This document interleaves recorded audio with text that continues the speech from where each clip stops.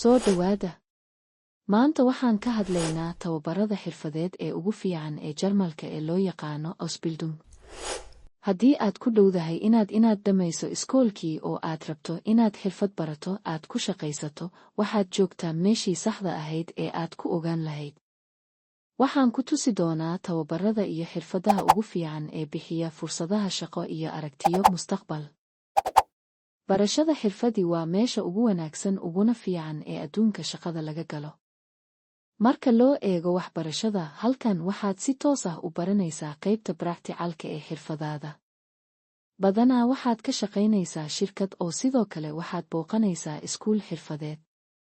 Laakiin tababaradan ama xirfadahan kuwee ayaa bixiya fursadaha ugu fiican suuqa shaqada. Aan eegno xirfadaha ugu fiican. Khabiirka teknoolojiyada Fachinformatiker wuxuu ka mid yahay xirfadaha ugu baahida badan.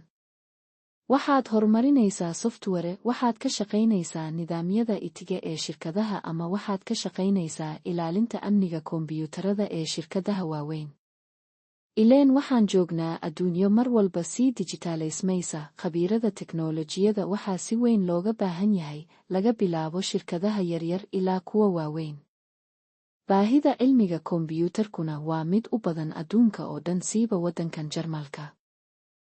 Die Ausbildung dauert in der Regel 3 Jahre und bietet dir hervorragende Karrierechancen und gute Gehaltsaussichten. Xirfad kale oo aad looga baahan yahay waa xirfadda makaanika. Halkan waxaad isku darsanaysaa laba kala ah makaanikada, elektarooniga, iyo barnaamijyada kombiyuutarka.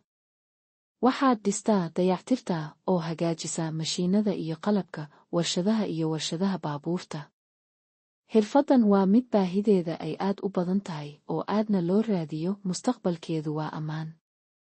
Shakhsi ahaan waa xirfadda aan idinkula talin lahaa. Caafimaadka, kalkaaliyaha caafimaadka iyo bukaan socodka waa xirfad leh muhiimad weyn oo bulsheed. Shaqaalaha caafimaadku waa shaqo had iyo jeer loo baahan yahay, waxayna sidoo kale leedahay mustaqbal ballaadhan oo meel walba adduunka aad kaga shaqayn karto. Xirfaddani ma aha mid keliya oo intaas ku eeg. Dadka barta xirfaddan waxay ku sii takhasusi karaan qaybaha kala duwan oo badan, tusaale ahaan adoo meel lagu daryeelo dadka waaweyn furan kara. Haddii aad ku fiican tahay xisaabta, tirooyinka iyo abaabulka, shaqada iibiyaha agabka warshadaha, Industrie Kaufmann Frau waxay noqon kartaa mid kugu habboon adiga.